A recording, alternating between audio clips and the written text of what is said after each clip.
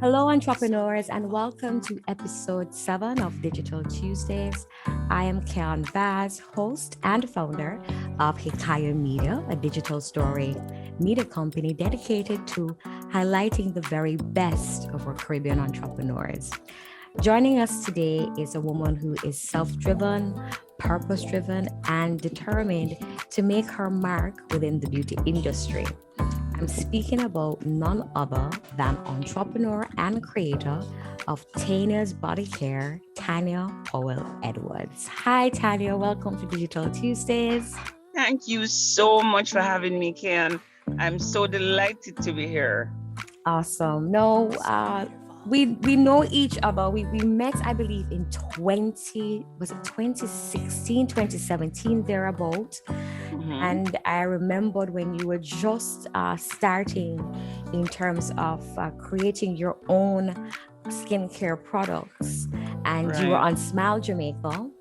But I didn't get a sense of really what propelled you in trying to create something of this venture. Share with our listeners that epiphany, that moment where you said, okay, I need to strike out on my own. You know, it's to me, how do I start it? It's a very funny thing because I got to that destination without even having a plan to get there. I tell people that I had no ambitions of starting my own business. I wanted to be gainfully employed and retire at 60 and just go on my merry way.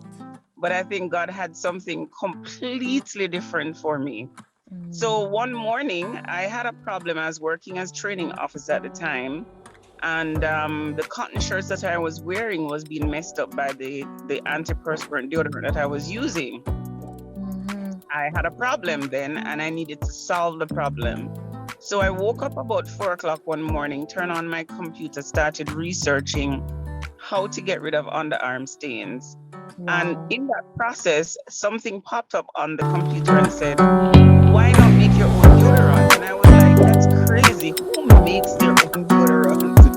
And almost instinctively, another thought came and said, remember, there was a time in Jamaica where people used to help themselves. I said, that's so true. I looked at the ingredients and they were very basic ingredients. So I said goodbye to my husband, jumped out of the bed, went into the kitchen and started mixing. And I spent the whole day asking my family members to smell my arm because I wanted to know if what I mixed was in fact working. And it did. And that was the start. I didn't know that it would be the start of what Tanya's Body Care. And it's funny when you said there is a time as islanders when we would really make things ourselves. Do you think that in trying to actually do this, you were instilling or even trying to show other people that this is the way for the future as it relates to entrepreneurs? Actually, you know what? I said to myself that Jamaica should be further along because when we go back to our roots, our parents were most likely entrepreneurs. They made things. I think what the mindset though at the time was that they were making their own things because they were poor, not realizing that they were utilizing their skills. And so had we capitalized on that, we would have been providing the world with more. Better late than never anyway. And so what we have found is that we're in a new place where Jamaicans are appreciating Jamaican-made products. They're searching out Jamaican-made products. And people are much more willing to try because we're in the digital age where there's information online.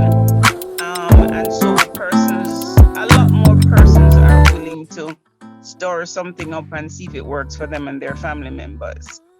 Yeah, that is true. Brand Jamaica is definitely indeed strong within the market. And speaking about the market though, how were you able to navigate within the industry, the beauty industry? I mean, what other research that you had to do in order to have the competitive advantage, so to speak? Or was just no trial and error let me see what happens, and then hopefully, it will all be successful? I think it was all of the above. I started out, as I said, making stuff for my family, enjoying the process, and then sharing it with friends, and friends shared with friends. And one little thing is I used to travel with this little basket in the back of my vehicle with soaps and lotions when I started making those. And sometimes people would compliment me on my skin, and that would result in a sale. And so you just, as you move on and you begin to enjoy sharing your products with others, then it begins to escalate because people tap into your own joy. And then I realized that I had something going on. I was making money, but I didn't even, like I said, I didn't set out to do that. So I then went to the formal sector like the JBDC to really sit down with a business development officer to say, what is going on with me? Tell me where I'm at, And they confirmed you have a viable business.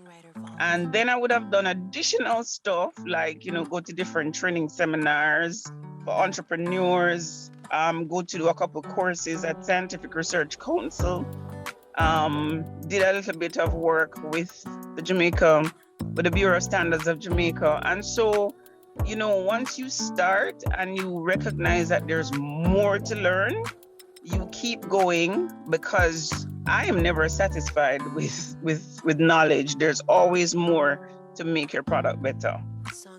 That is so true. I love the fact that you said, you tap into your inner joy.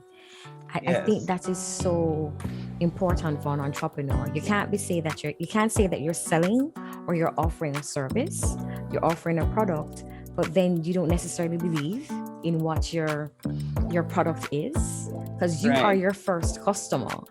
There you go. So, I really love the fact that you mentioned that, you were able to use the products on yourself and getting the compliments, so you were able to translate those into sales. I've been watching you on social media, and I've seen where you've expanded a bit as it relates to speaking about wealth, creation of wealth. And I know I get I know I don't respond most of the times, but when I do have some downtime, I do see your newsletters coming to my inbox. Is that sort of the evolution of the brand now? I would say it's an addition. That sprang, it's called the Power to Get Wealth Forum. And we're actually doing one in August focused on love and wealth. Now, remember that a lot of us in Jamaica grew up in what we called poverty. And so we were always seeing ourselves from a position of lack, right? And we are always aspiring to be rich or wealthy, not really recognizing that sometimes wealth and riches is not exactly how you coined it to be. And then as a person of faith, in prayer one day, I was challenged, where God said to me, I believe God said to me, when I say I give you power, do you believe? And in Jamaica, a lot of people are living below the poverty line, some at marginal levels. And so we have money being an issue for a lot of people, and we've got to teach people how to gain wealth, how to become comfortable. And wealth comes out to be more than just money. It's also a state of mind. But can I tell you, Kian, that one of the things that we've learned when we did our third forum on mental health and wealth is that mental illness can be triggered by two things, one of which is poverty. Right? And so if we are going to have a normal and stable society, that is one of the things that we will definitely have to address. I'm trained as a guidance counselor. I've worked in media for 20 odd years. All of my jobs have been about interacting with people and helping people. So this is an extension of that, in addition to Tanya's Body Care, which is about helping people, using their natural products and so forth to maintain their beauty. Yeah. Wow, very powerful. I love the fact when, it really is a state of mind when it comes on to speaking about wealth. And I think for many people, they are of the notion that if I accumulate wealth, then I will be happy, or all my problems will eventually be erased, but not so. It's really getting to that point where you understand who you are, as well as contributing to others. And I just wanted to also ask another question too. Sure. How important, because it's something that you mentioned in terms of your forum, how important is having a community as an entrepreneur who's able to be your champion and to cheerlead what you do? Because a lot of times for a few entrepreneurs, trying to outdo someone else becomes the name of the game, right? And not realizing that we're a community. How important do you think that is? I think it's very, very important, but I think the first thing to do is to start with the smaller champion, which is yourself, extend it to your family, and by extension, the community, because the community sometimes changes and shifts. And so I really have a great time on social media, follow people and are followed. And it gives you a kind of a boost when people comment on your post and they like what, and people send reviews and so on. So, but while it is important, you've got to be prepared for the days when people are busy and are not responding to your post. Yes. So you have to have that level of self-confidence that what you're doing is worthwhile. You've got to continue to assess yourself, assess your product offering, and to know too that your community sometimes changes. People migrate, people find different other interests.